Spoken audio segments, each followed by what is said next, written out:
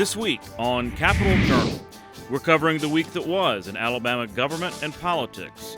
Jeff Sanders reports on a meeting of 4 state governors in Point Clear to talk energy. Randy Scott has an update on the electric vehicle industry in the state. And Alex Engel reports from Capitol Hill on the latest with the government shutdown and the Alabama congressional delegation's response. And our guest this week, State Senator Donnie Chesteen, chairman of the Senate Education Policy Committee, Dr. Scott Harris, Alabama's public health officer, and Ryan Hankins, executive director of the Public Affairs Research Council of Alabama. It's all next on Capitol Journal.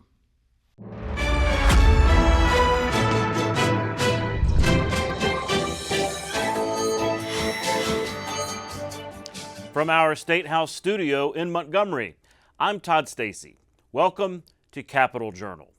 The federal government shutdown is expected to stretch into next week as the Senate has left Washington for the weekend. Republicans and Democrats spent the week blaming each other for the funding lapse. Alex Engel reports from Capitol Hill with a reaction from Alabama's congressional delegation and what comes next. Not having voted in the affirmation, the motion is not agreed to. The government entered a shutdown on Wednesday after the Senate failed to advance a Republican-led stopgap funding measure. The short-term bill would keep spending levels flat and fund the government for 7 weeks. It puts forth no new partisan spending and importantly allows for us to have more time to get back to a semblance of regular order and pass bipartisan appropriations bills. Senator Katie Britt and other GOP lawmakers insist their continuing resolution should not include Democrats' demands of extending the Affordable Care Act subsidies, which expire at the end of the year. But Democrats disagree. Alabama has some of the worst healthcare outcomes and worst healthcare access in the entire country. And so we have to fix that. We have to prioritize that. Congressman Shamari Figures joined other House Democrats Tuesday on the Capitol steps to fight to get their health care priorities in a spending deal. The House took no votes this week as the funding bill already passed the chamber last month. Our colleagues and House leadership are not here. At the end of the day, the reality for millions of people has been since January, this government has been shutting down on them in a variety of ways anyway. This week, each side doubled down on blaming the other party for the shutdown. If federal workers go without a paycheck, if things go awry, that will be Democrats' burden to bear. But the shutdown has real impacts on Alabamians, with thousands of workers furloughed or forced to work without pay at places like Redstone Arsenal. There's quite a bit of civilian contractors that are employed up there. And the nation as a whole.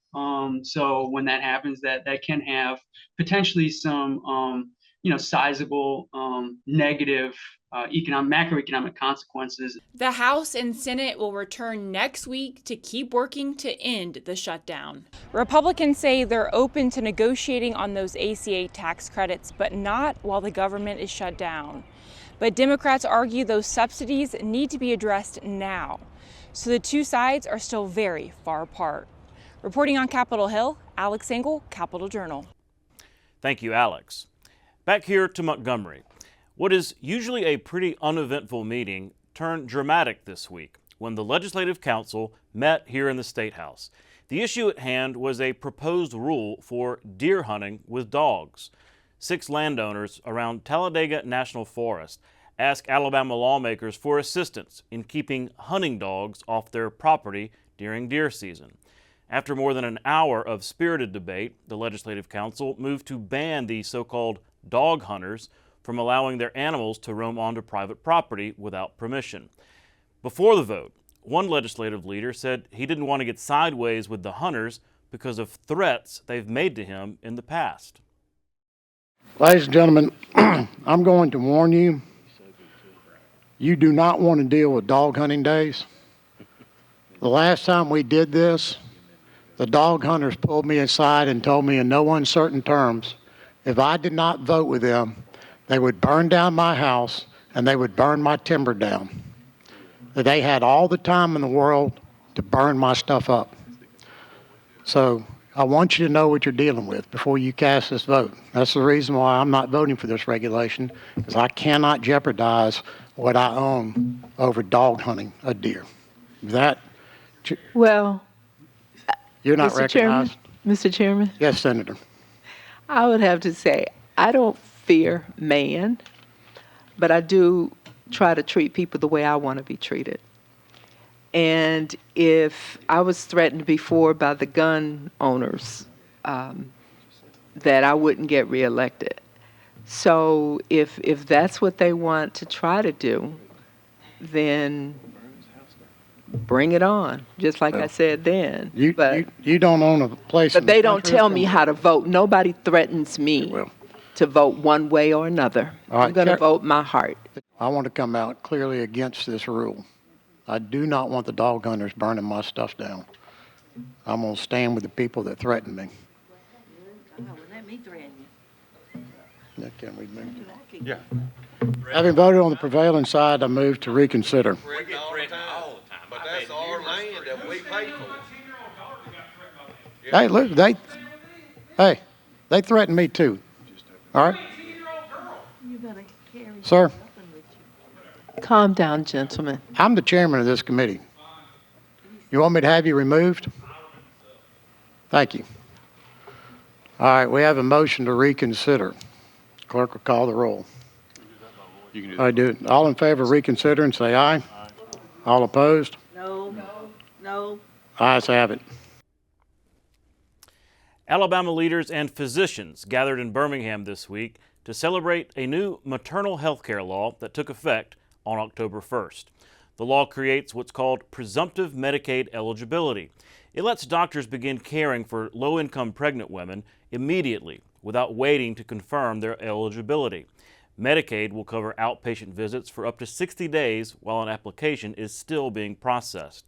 Supporters say the change could save lives by cutting delays to prenatal care and helping address Alabama's high maternal and infant mortality rates.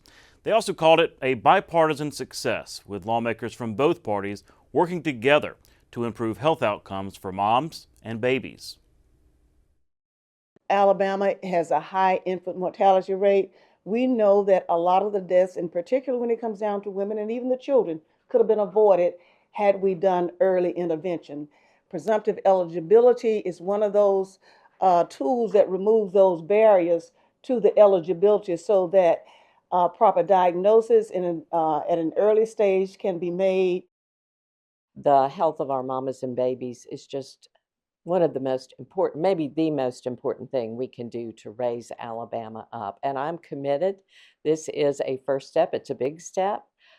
It's a great day for all of us, but there is much more work to be done. Southern governors gathered this week in Point Clear along Alabama's Gulf Coast to talk about the future of energy and how artificial intelligence could reshape the region's economy. Governor Kay Ivey hosted the Southern States Energy Board's 65th annual meeting in Point Clear, where leaders explored everything from grid reliability to AI-driven data centers and the balance between market forces and government policy. Capitol Journal's Jeff Sanders has more. The Southern States Energy Board's annual meeting brought together governors, regulators, and industry leaders from across the South. The multi-day event tackled energy policy, infrastructure, and the rise of artificial intelligence. Governor Kay Ivey kicked off the Governor's Energy Caucus part of the meeting by emphasizing the state's energy strengths. Like many of your states, Alabama is energy rich, and we have a long touted the affordability and reliability of our energy resources. Charles McConnell, executive director of the Center for Carbon Management, moderated the governor's caucus. He said the path forward can't be one-dimensional. Not a transition where we think about running away from things, but in fact transforming what it is we have, what's available to us. A major theme of the meeting, the rapid rise of AI-driven data centers. Georgia Governor Brian Kemp pointed out they are huge energy users, but also potential tax revenue generators. I talked to a county executive the other day that was telling me they're working on a huge data center project, and he believes it'll wipe out completely all their property taxes for their citizens. It's going to be so much revenue off the data center. So there's definitely positive things from a tax perspective. Mississippi Governor Tate Reeves echoed the potential economic impact, especially on a local level. Where we've announced one of these complexes, they're going to collect somewhere in the neighborhood of $2.5 to $3.5 billion over the next 30 years in property taxes, which again is mitigating any necessity for property tax increases, and hopefully we'll see significant property tax decreases. But Missouri Governor Mike Kehoe said states and companies must address local concerns early. There can be some resistance locally when these companies start looking to locate. So we're going to have to do a really good job. The industry, along with us, is going to have to do a really good job of making sure that there's not a fear factor built into this particular project going forward. And the need for a diverse energy mix was another key point the governors pointed out in moving forward over the next several years.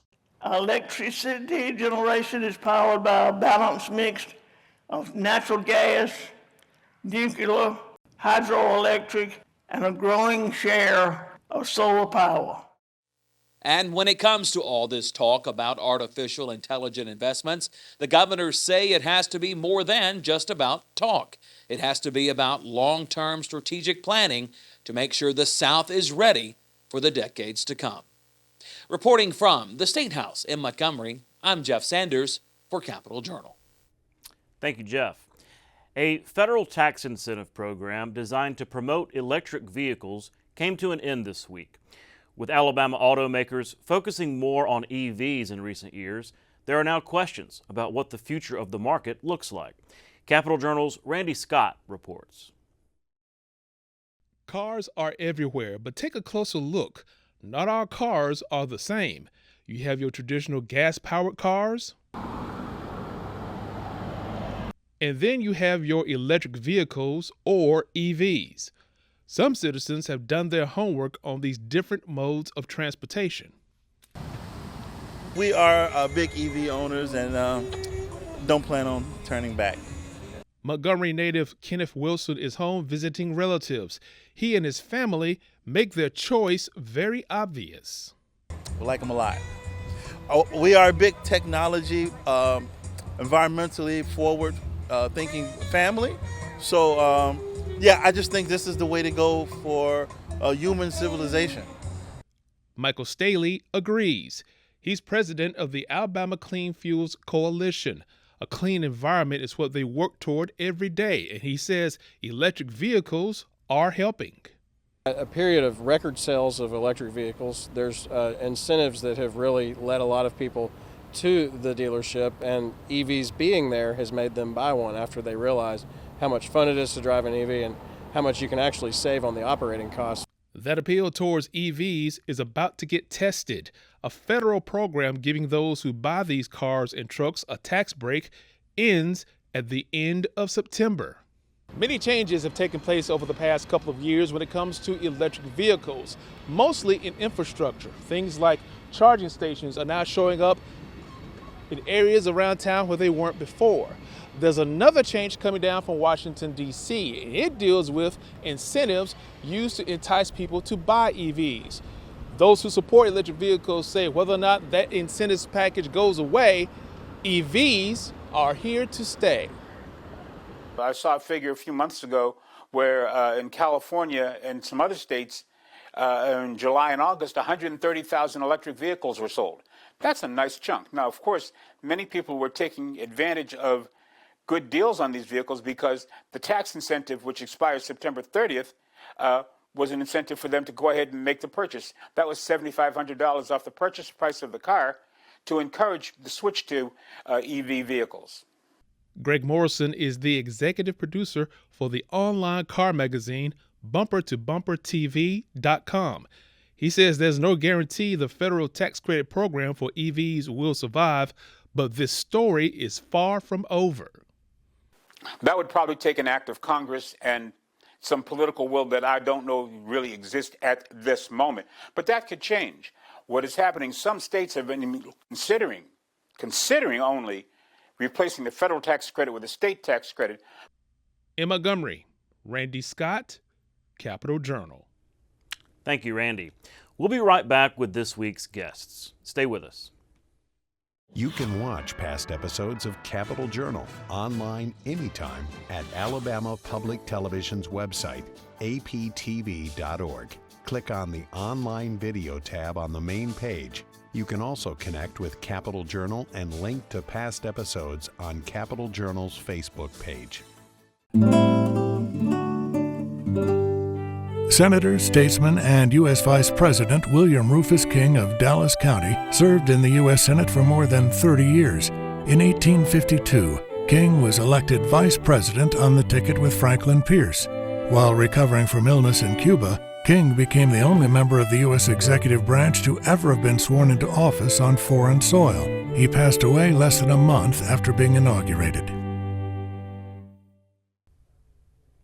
Welcome back to Capital Journal. Joining me next is State Senator Donnie Chesteen from Geneva, Chairman of the Senate Education Policy Committee.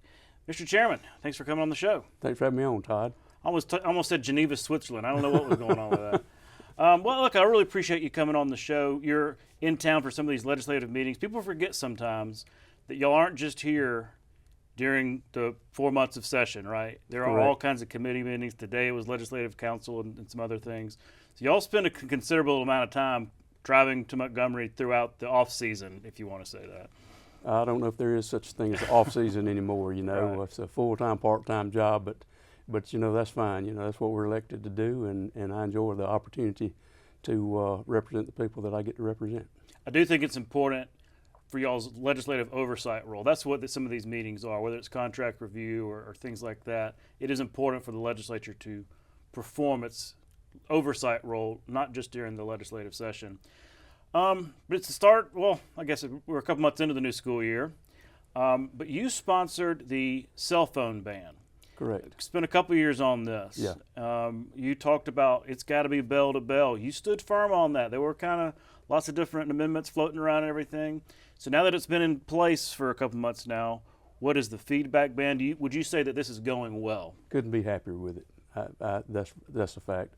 I received an email from a teacher in another part of the state, and her message to me early on was thanking us for sponsoring the legislation. She talked about the change in her classroom with her students and the attentiveness to the lessons. But she also mentioned one particular student. She said she had never really spoken up in class, and she said now she's engaged in the classroom. And she said, I attribute that to the fact that they don't have their cell phones in front of them, and they actually know what's going on in the classroom now. Yeah, and I've heard teachers also say that, like the teachers themselves would spend a considerable amount of classroom time stopping what they're doing to tell somebody to put away their cell phone. Exactly. And I mean, that's just got to really put an interruption on actual instruction. Yeah, it is. Complete disruption to the instructions that's going on. And, you know, I think once these kids realize that, you know, they can live without their cell phone for 7 hours a day, I think we're going to see some things, and already have seen some news clips from some teachers who've talked about the academic achievement has been improved already, because they're, as I said, they're paying attention to the class, they're engaged in conversations with the teachers, and our actual learning is actually taking place now, instead of, as you said, the teacher having to spend part of her time being disrupted by having to get kids to put cell phones up. Well, look, I think we could all take a break from our cell phones from time to time. I'm certainly addicted to mine too much, but especially for young people, that they're soaking up all that information, probably not, probably way too much in general, but certainly not during classroom time. At the same time, there was some, opposition expressed or concerns expressed as this law went through the process about, okay, are parents going to be able to contact their kids? What about, Senator Elliott on the floor was saying, if somebody forgets their soccer cleats or they're canceled, something's canceled. Any concerns from parents you're hearing about, okay, this goes too far, or we want to be able to communicate with our children? I haven't heard it. Really? No, I have not heard it. I'm sure it's out there, and it took probably more of an adjustment for the parents than it did the kids. And I always look at that like, well, you forgot your soccer cleats. Well, let's teach responsibility here. Let's be mindful of what we have to do in order to be prepared for the day, rather than being able to text mom or dad and say, hey, I forgot so-and-so, So, and the office has always worked. If you need to call your parent, if the child is sick, the school nurse is there, the coaches have chats with, conversations with parents about practice being canceled. So there are a lot of ways that the instructors, teachers, coaches, whatever, can communicate with parents for reminders, rather than the kids having to be in direct conversation with the parent. Yeah, that's true. There's always an office. There's a counselor. There's all, that's the way it used to work. We lived through it. We made it. We did okay. I know times are different, but it still works. I don't think my parents would have brought my cleats No. if I forgot to come to think of it.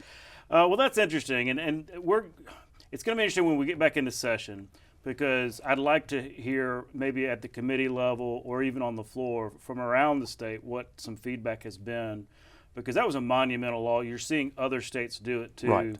And so I'm always really going to be curious for feedback from around the state. Another law that went into effect this year, at least practically, the CHOOSE Act. Mm-hmm. Monumental school choice law. Parents can use a certain portion of tax credits, basically $7,000, Right. send their children to a school of their choice. That could be a private school. That could be a public school. All how that works out. What's the feedback on this? Because I know that there are some in the public school arena who don't like the idea of vouchers and things like that. And at the same time, a lot of parents are probably taking advantage of this choice in a way that they couldn't have before. So for your area, what's it been like with the implementation of the CHOOSE Act? In Southeast Alabama, I don't think it's had a real big impact on our schools, to be honest with you. I think there's some that have taken advantage of the tax dollars for their children to enroll in private schools. But for the most part, it hasn't really had a big impact, Interesting. Well, one aspect of it that has been talked about a lot throughout the state is the Athletic Association making a ruling essentially that if a student does take advantage of that, uses that CHOOSE Act tax credit to go to a different school, even if it's a public school, private school, doesn't matter, Mm-hmm. then they've got to sit out a year Mm-hmm. for basically making it kind of like an anti-recruiting argument. Has blown up into a huge argument with many of your colleagues saying that is not what we intended at all. Right. In the CHOOSE Act. I know that there's a lawsuit, the governor and the speaker are involved. Take me back to CHOOSE Act. Is that what y'all intended, or did you have the understanding that there would be no time to sit out? It goes back to the High School Athletic Association's interpretation of a bona fide move. Okay. You can take the CHOOSE Act dollars with you if you make a bona fide move. That's what was in the law. But for a student to be ruled ineligible for taking the CHOOSE Act dollars, that's totally not the way that legislation was intended. Okay. We're having kids that are ruled ineligible right now because their parents have used the CHOOSE Act dollars to follow the child into a school of their choice. So this is my perspective on this. The High School Athletic Association has known school choice is coming. It's out there. It's been talked about, and it's here. They had an opportunity as an association to sit down with those who, the governor and her staff, to talk about how we can make this work for what's best for the kid. And I think we lose sight of that way too many times, Todd. What's in the best interest of this child here? Is going to another school better for this child and their education, their quality of education? And if they compete in athletics, you're going to say they have to sit out a year? You mentioned something earlier about recruiting. To say that recruiting is not going on in the state of Alabama right now, I would totally disagree with.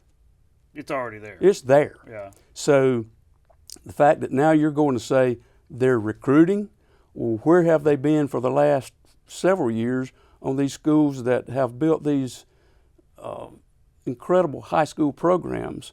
Look around. I hear it. And that used to be my line of work. I was about to say, you have a unique perspective because you have been a coach. And, I don't know, that's just a unique perspective because you've had to deal with the association, I'm sure, for a lot of your career. So for them to have known this was coming, I've used the example of the NCAA. The NCAA didn't address NIL and the portal transfer. It's been out there. And now basically the NCAA, they're irrelevant. You know, they don't have the teeth that they once had because they didn't step up and address some of these issues that have been coming down the pike for several years. I look at the High School Athletic Association the same way. They've had an opportunity to sit down prior to this season starting and make a ruling on this, and they chose not to work with the Choose Act. And so now here we are. So, well, and the Choose Act did pass like 2 years ago. Yes. So I guess what you're saying is if there was going to be this rule, y'all had another session to address it, and it could have been addressed one way or the other. I get that completely. I know this lawsuit's out there. Let's just say there's no ruling on this. Do y'all expect to address this legislatively when y'all come back?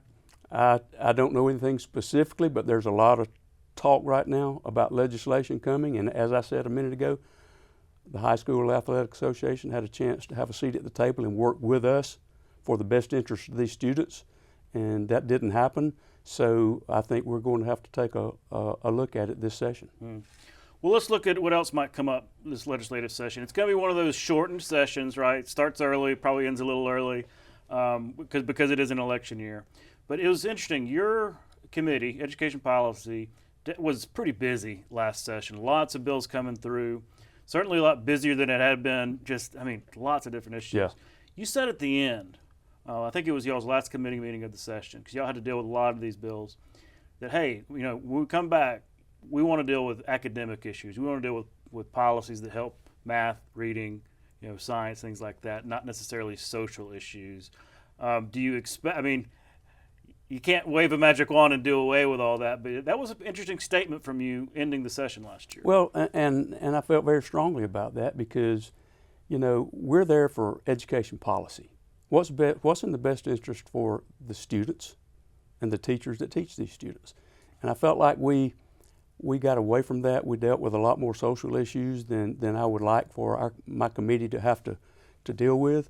And so, I stand by that same position this year coming in. Let's deal with education issues. If there's some of the others that, we might need to take a look at, we'll be happy to do so, but we're going to deal with education policy.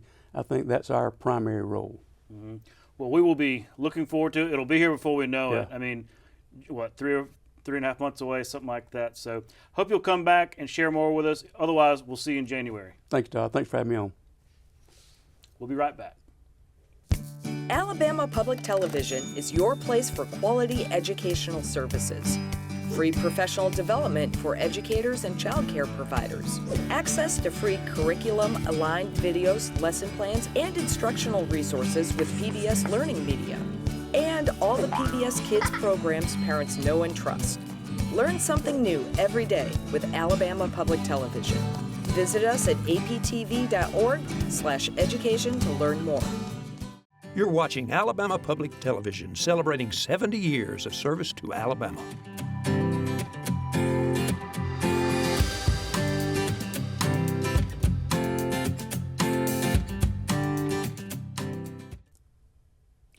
Welcome back to Capitol Journal. Joining me next is Dr. Scott Harris, Public Health Officer for the state of Alabama. Doc, thanks for coming on the show.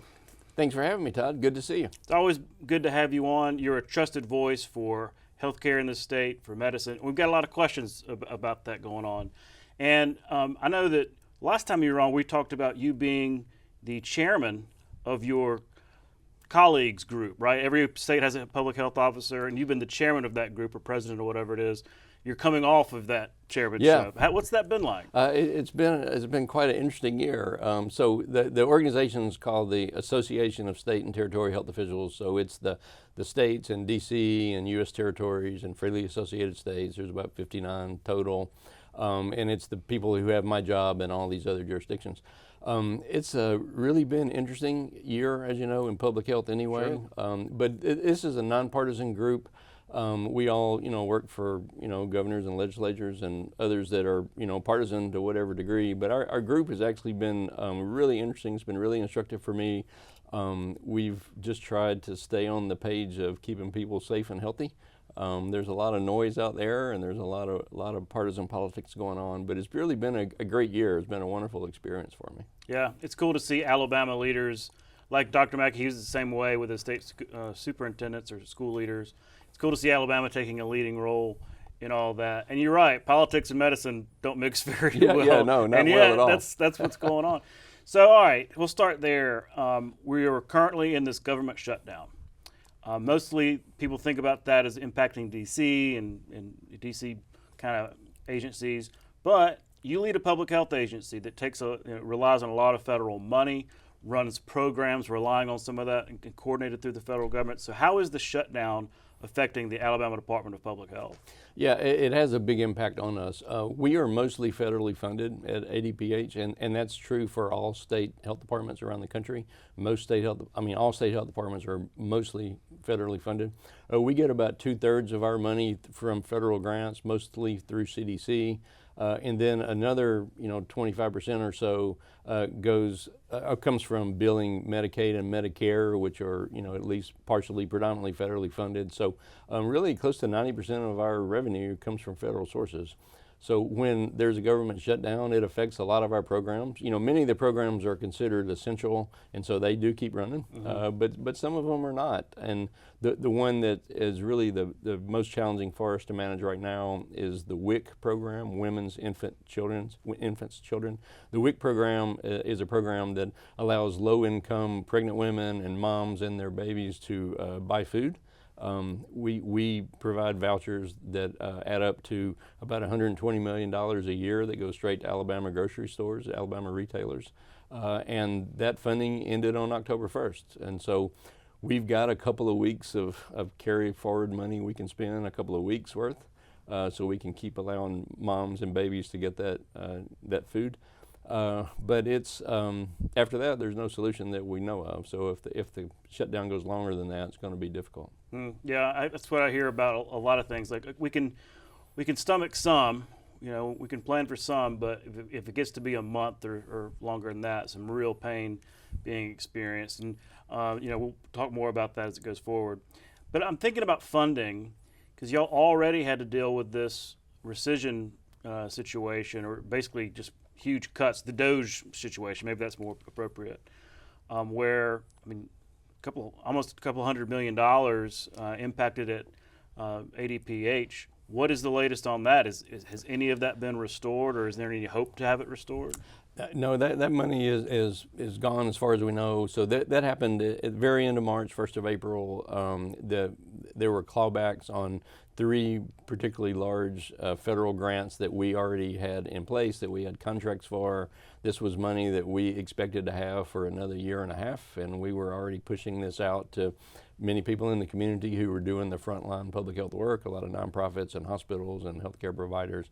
So that money was clawed back around between $170 and $180 million. We had a number of staff whose positions went away. We were able to find places for a lot of them to land, but of course all the work stopped, and this was work that we did with hospitals preventing infections, training people who work in nursing homes over infection control things. Our state public health laboratory employees were funded in many cases who do testing for measles and things like that.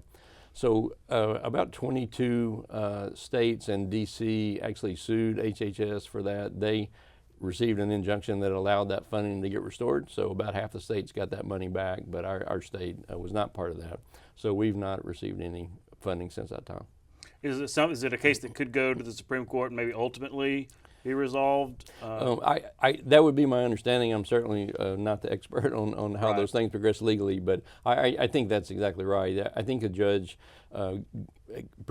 gave this injunction so that they would have time to hear all the full merits argued on how that case would go, and then I'm sure there are appeals processes that could happen after that. But the grants themselves will expire in the next several months anyway. They would have run out anyway, so it's unlikely we're going to see that.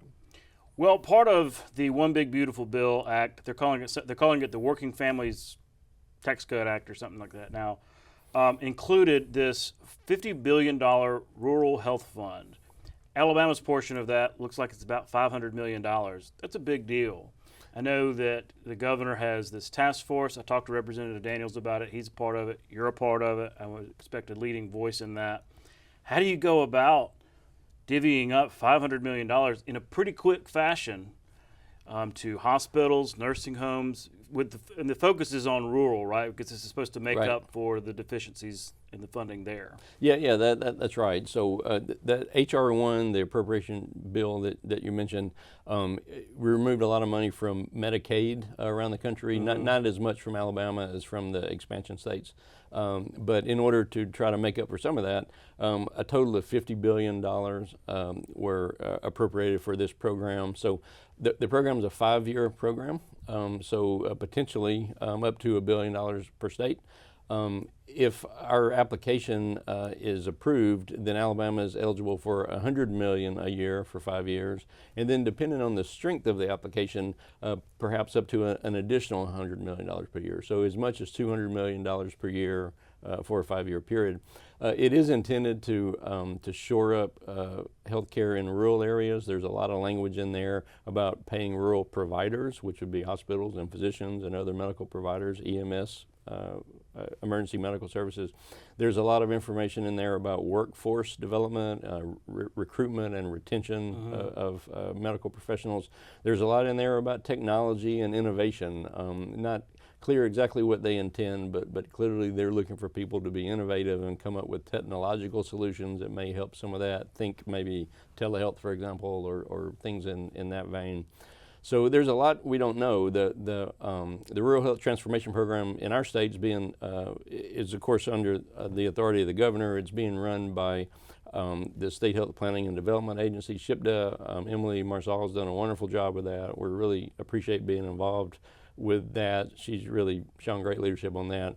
But it is a short application period. You know, we only heard about it in July. The application just came out about 2 weeks ago. We've got to have the application in the 1st of November, and the money's going to be decided at the end of December. So really moving fast. Yeah, it kind of reminds me of the old CARES Act. Then it was the other COVID things that passed, and the legislature had to move quick. Exactly. Switching gears real quick, a lot of questions still going on publicly in the last couple of years about vaccines, immunizations. Frankly, a lot of mixed messages coming out of Washington. Obviously, the appointment of RFK Jr. as Health and Human Services Secretary, he's a vaccine skeptic. He's expressed over the years, so a lot's going on in that space.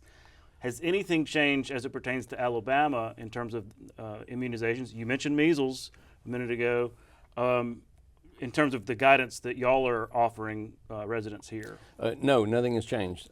We continue to offer the same guidance that we have offered for a really long time. There's a lot of communications that we hear from Washington about what plans will be around vaccines or about what may or may not be funded. But there's really not been new science to show that we shouldn't be vaccinating someone or that it's harmful to vaccinate someone. There was a new advisory committee to the CDC that normally helps make these decisions that got reappointed by the new HHS secretary. They've met a couple of times, most recently in mid-September. And it was a real confusing message that they gave us. And so we're still waiting to see what else comes out of there. But at this time, nothing has changed.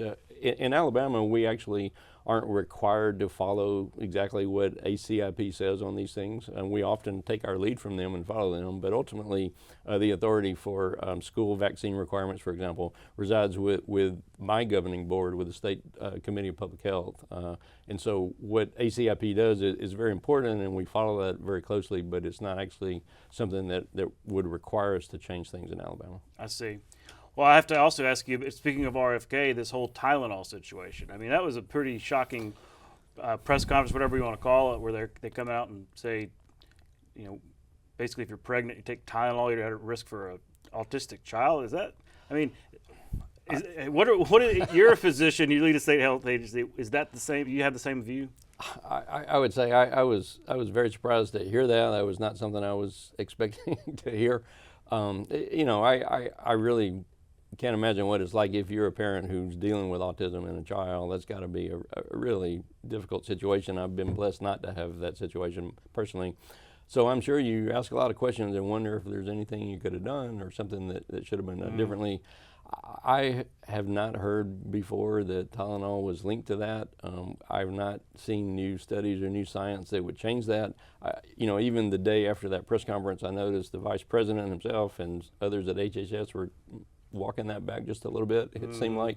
So for now, our guidance hasn't changed. The answer to all of these questions about you, yourself, and your health is please talk to your doctor. You know, talk to the healthcare professional who knows you personally and can help you make the best decision about your health. Yeah, absolutely. Well said. Well, one thing before we go, it's flu shot season. Here we are in October. So what's the latest? How can people access their flu shot? Yeah, so it is time for people to think about flu shots. Anyone 6 months of age or older is eligible for a flu shot. Again, talk to your doctor if you have questions, but we particularly want to make sure that persons over age 65 are vaccinated, women who are pregnant are vaccinated, and younger children are vaccinated because those are the ones who do the worst if they are unfortunate enough to get the flu.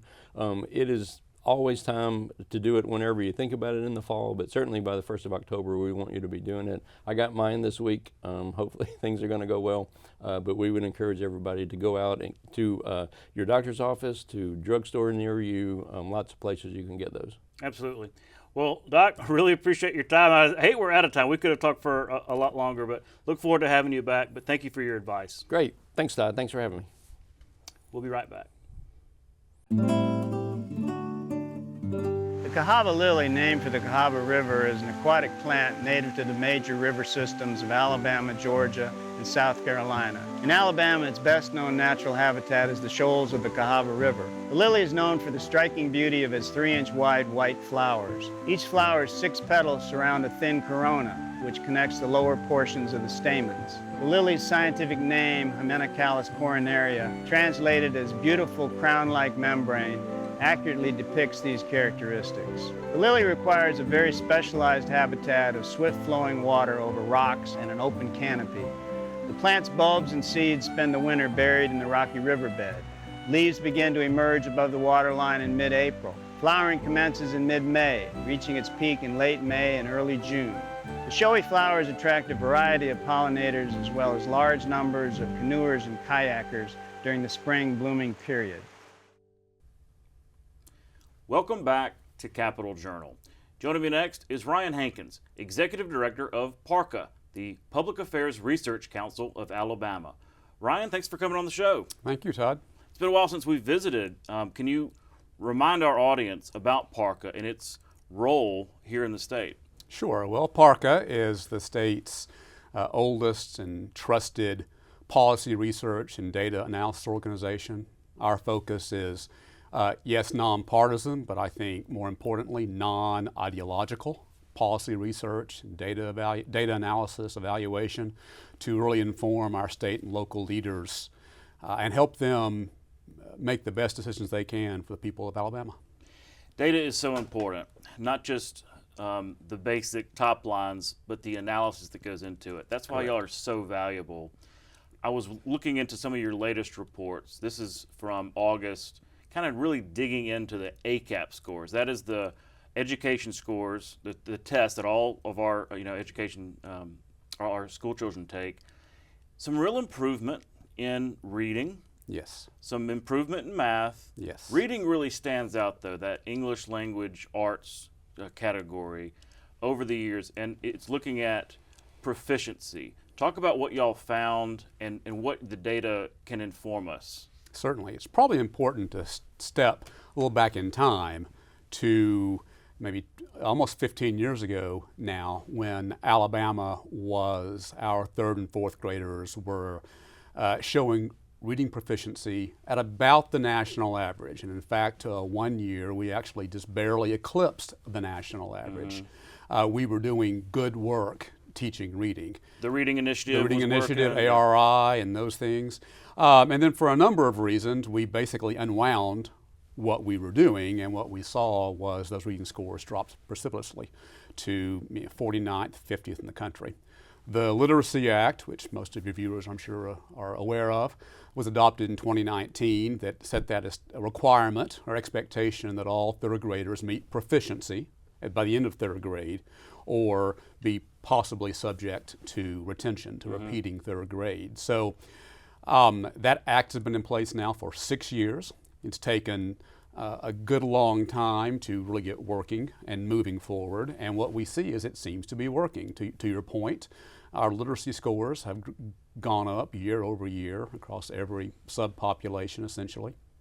And it's worth noting that when you see scores continually going up, we're often asked, well, have we lowered the metric? And in fact, we're raising the metric. So it's important to recognize that every year the standards go up and our students are still meeting and exceeding that expectation. That is really important, and Dr. Mackey talks about that because, yeah, we did start a little bit lower, but it's been raised every single year in terms of literacy, and so some really good numbers. And I was looking at some of your data, and I invite, it's Parca, Alabama, PACRA, Alabama.org, correct? Just actually PARC, Alabama. PARC, Alabama, sorry. We share the A. Right. But I encourage everybody to go on and see this data for themselves.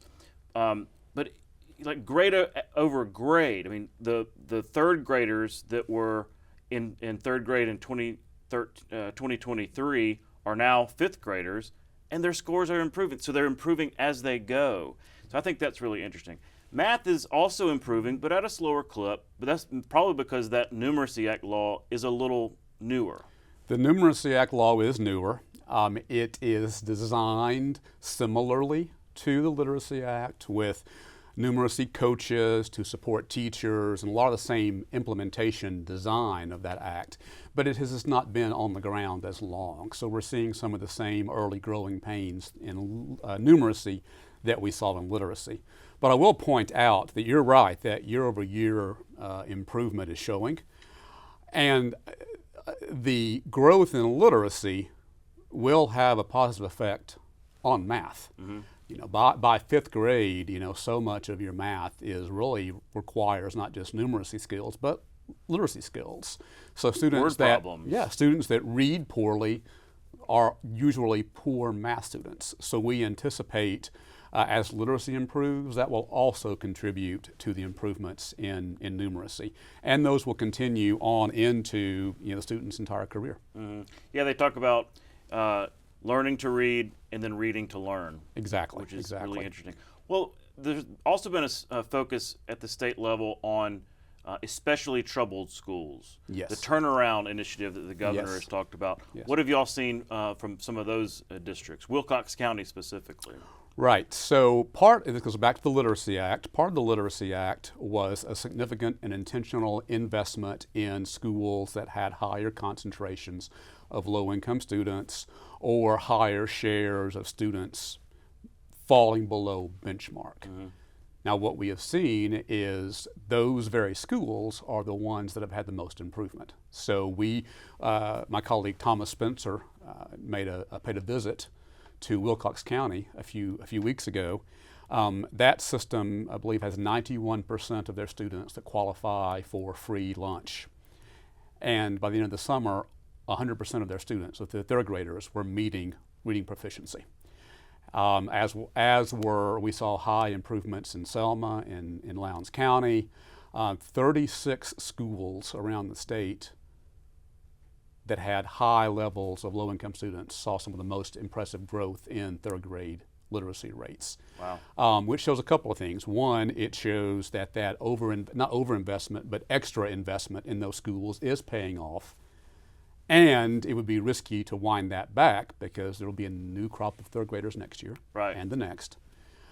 And certainly in Wilcox County, while we think, and I'm speaking about third grade, that work begins much earlier. And in Wilcox County, Head Start, they're working toward early Head Start for 2-year-olds, the first county in the state to have essentially universal first-class pre-K, and have made that a focus. And now you're seeing that investment made in some cases 8, 9, 10 years ago really paying off. in much higher rates of proficiency than schools that are frankly better resourced. Mm-hmm.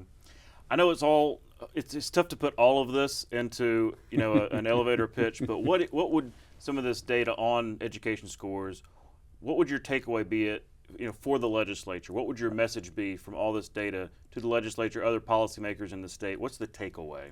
The takeaway is it is expensive, but it is working, and in the long term, that's the cheaper option. Invest in what works rather than reinvent the wheel every 2 or 3 years. We see that smaller classrooms have an effect. We see that experienced teachers and stability in the teaching faculty have an effect. We see that principals as teachers, principals as first teachers, and teacher mentors have an effect. We see that the extra investment in those schools has an effect. We see that the investment in the letters training has an effect. Mm-hmm. What you'll see here is everything I'm mentioning has a cost. But the costs are working, they're paying off. Now, we've also found some investments that are less expensive, but those are episodic and one-offs. So our message to the legislature would be follow the data, as PARCA does. We seem to have hit upon the right mix of investments and innovations and staffing. We're seeing success. Let's continue that track. Let's continue in that vein. And if there is a lesson from 15, 20 years ago, is don't take our foot off the gas, right? Exactly. That's certainly what exactly. happened. Well, look, switching gears, I'm really excited because y'all on October 9th, a little less than a week away, you have Arthur Brooks coming to speak as part of the PARCA Speaker Series. I'm a big fan of Arthur Brooks, so I'm excited about that. But tell me how this came about. We've hosted an event every year for about the last 6 with a speaker with a national reputation of some importance to share with our audience, the people of Alabama. Those have often been more political actors or journalists. Yeah, Doris Kearns Goodwin. Doris Kearns Goodwin, historian, fascinating about the histories of the lives of presidents. So Arthur Brooks is in that vein, but a little different. He's had a fascinating life story and a tale of reinventing himself multiple times, and I think has good words to say to us at all seasons, but also in our particular time in our nation's history. Absolutely. So he stepped down from the American Enterprise Institute, but it was an interesting story. He voluntarily did that, saying, "Hey, organizations need to have new blood every now and again." That hardly ever happens. But his book, I read, Love Your Enemies. Yes. This is back in, I guess, like 2020 or so. I read it. I loved it. But it preceded a lot of the vitriol that's happening right now. And so what a great message about reconciliation and trying to understand people. So I'm guessing that might be part of his message, given our current political environment. That's part of it. He's written a wide array of topics, and I mentioned his biography. He began life as a classical musician, and then an economist, and then running AEI, and now teaching at Harvard, and writing with Oprah. Just a really interesting evolution of a career. And the theme that runs through all of his works, including Love Your Enemies, is that idea of it's constrained down to happiness, and he jokes he's a happiness guru, but he understands happiness to be flourishing. And what does human flourishing look like? What does society flourishing looks like? And a huge part of that is civility, of disagreeing but maintaining civility, which sounds quaint right now. Yeah. But he is a faithful Catholic, but he is influenced by writers of all traditions, and you see throughout those traditions, throughout human history, that theme coming again and again of flourishing through civility, through disagreement, through vigorous debate, through reconciliation.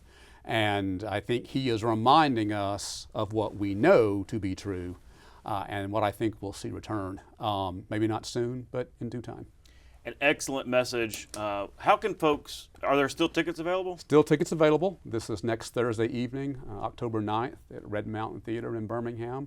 The event begins at 7, a reception beforehand. He'll begin speaking at 7. And you can visit our website or Red Mountain Theater, which I think is redmountaintheater.org, to get tickets. Encourage people to be there. I certainly want to. Arthur Brooks, the PARCA Speaker Series, October 9th. Ryan, thanks again for coming. We hope to have you on again soon. Thank you, Todd. We'll be right back. You can watch past episodes of Capitol Journal online anytime at Alabama Public Television's website, aptv.org. Click on the Online Video tab on the main page. You can also connect with Capitol Journal and link to past episodes on Capitol Journal's Facebook page. Alabama Public Television is your place for quality educational services. Free professional development for educators and child care providers. Access to free curriculum-aligned videos, lesson plans, and instructional resources with PBS Learning Media. And all the PBS Kids programs parents know and trust. Learn something new every day with Alabama Public Television. Visit us at aptv.org/education to learn more. The Alabama Department of Archives and History was founded in 1901, becoming the nation's first publicly funded independent state archives agency. The archives identifies, preserves, and makes accessible records and artifacts of enduring historical value to the state. Thomas Owen founded the agency and served as its first director. He was succeeded by his wife, Marie Bankhead Owen, who headed the archives for 35 years and was the second woman to lead a state agency. That's our show for this week. Thanks for watching. We'll be back next week at the same time, right here on Alabama Public Television. For our Capitol Journal team, I'm Todd Stacy. We'll see you next time.